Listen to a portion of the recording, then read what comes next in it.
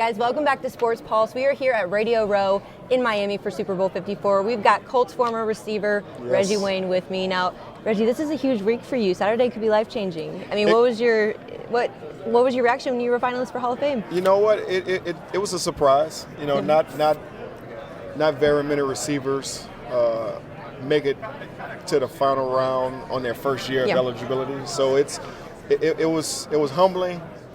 But I'm super excited. I'm enjoying every minute of it. I'm just riding the wave, enjoying all the festivities going around the week of the Super Bowl. And on Saturday, we'll figure out what happens when the time comes. Yeah. So Saturday's here. What are you doing in the hotel? What are you wearing? Have you been having dreams about that knock on your door? Not yet. You know, I know it's coming. I think the closer the day comes, I think the more I'll start getting little butterflies and stuff in my stomach. But I'm excited. I'm just excited for the opportunity. I got a good friend of mine, Edrin James. He's also up. I'm friends with Torrey Holt. I know Isaac Bruce. So it's like I'm in a class with a good group of guys. So I guess, you know, we'll come around that curve and see who hits the finish line. Yeah, and now Dungy's in, Marvin's in, Peyton will eventually get his. What would it mean for you to have that good core group of Colts getting in? It'll be great. I mean, one thing about playing 14 years in the NFL, you know, that people can't change is the relationships, the people you meet, the friendships, the brotherhood. And those guys, they were great examples for a young buck like me when I got into the league to follow. So having them as mentors meant everything to me. And, you know, for me to be able to get in the same category, you know, of the Hall of Fame, which we say is that's the elite of the elite, to be able to get the same thing with those guys, it would be great. It really would. Yeah. And when you think back to your time with those guys, are there any memories that really stick out that help to, I guess, exemplify that core's greatness?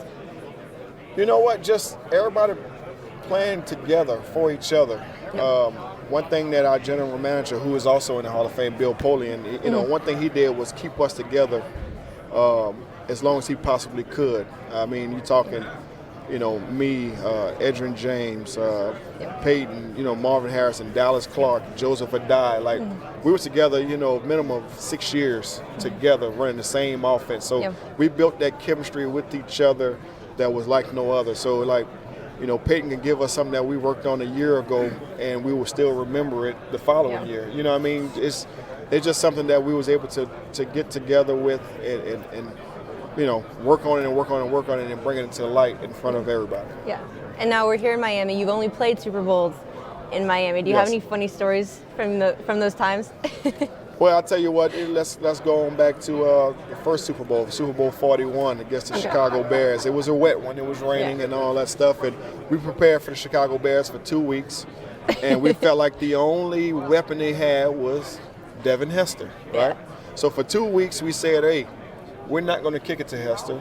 We're going to force Rex Grossman to have to beat us in the Super Bowl. Okay. Don't kick it to Devin Hester. So the night before the game, we have a team meeting. Coach Dungy, who was our leader, you know, man of faith, all that stuff. And he says, you know what?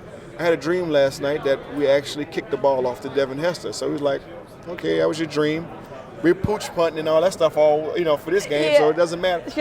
He said, but you know what? This dream, our special teams, they covered Devin Hester like no other.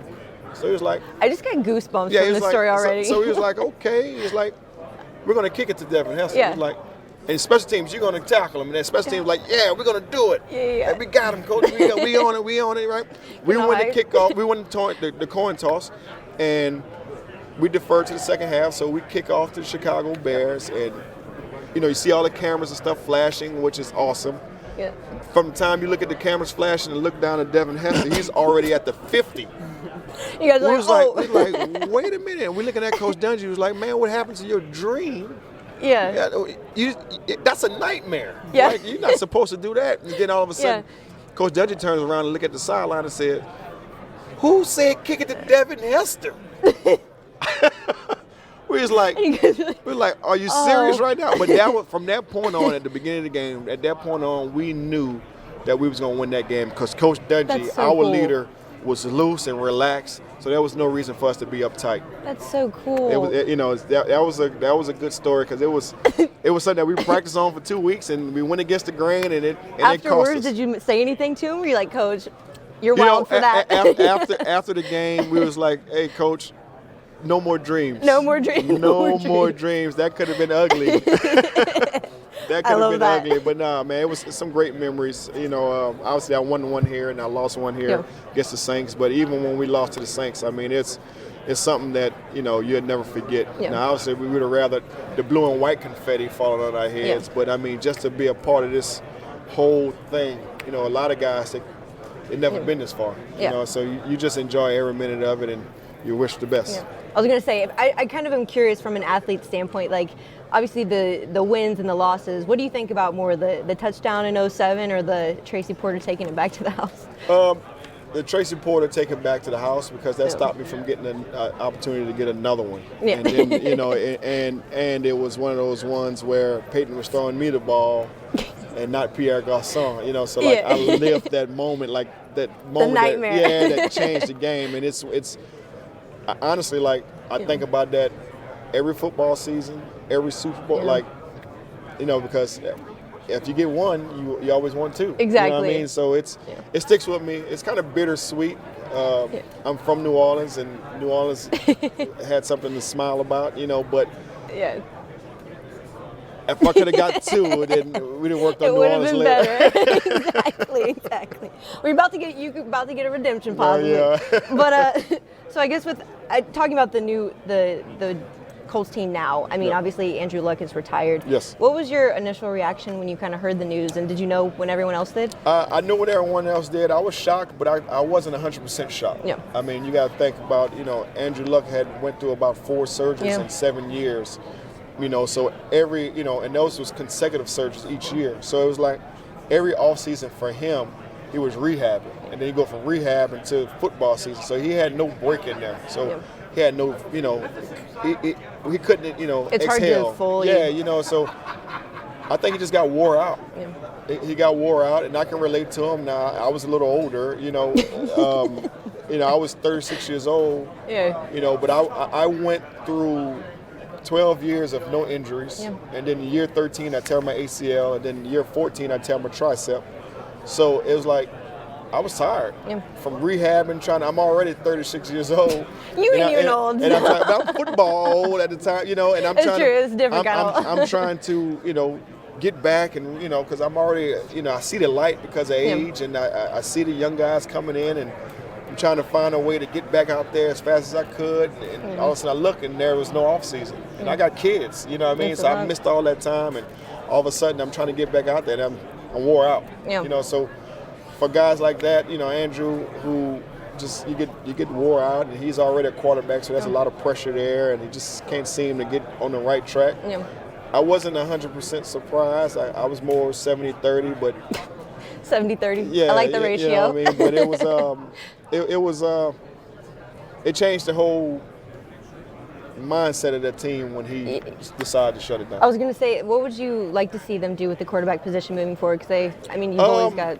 I think they're going to have to find somebody. Not to throw shade on Jacoby Brissett. I think he's a great leader. A lot of the guys on the team, they respect him.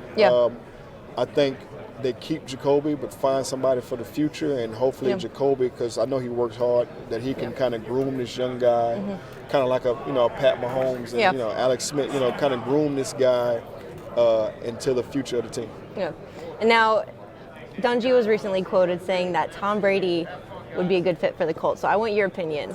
Would he be? It's kind of weird, right? It was kind of like me going to play for the Patriots. It was weird. You know what I mean? But I think the Colts are more looking for a guy for the future. Yeah. You know what I mean? Now, obviously, it's kind of hard to say no to to the GOAT. To the GOAT. You know what I mean? But I think they're more looking into the future of how they can move the organization forward instead of potentially finding this. Being in the same situation again next year. Yeah.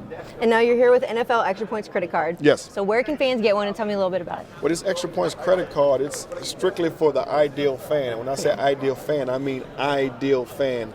For every dollar you spend, you gain points.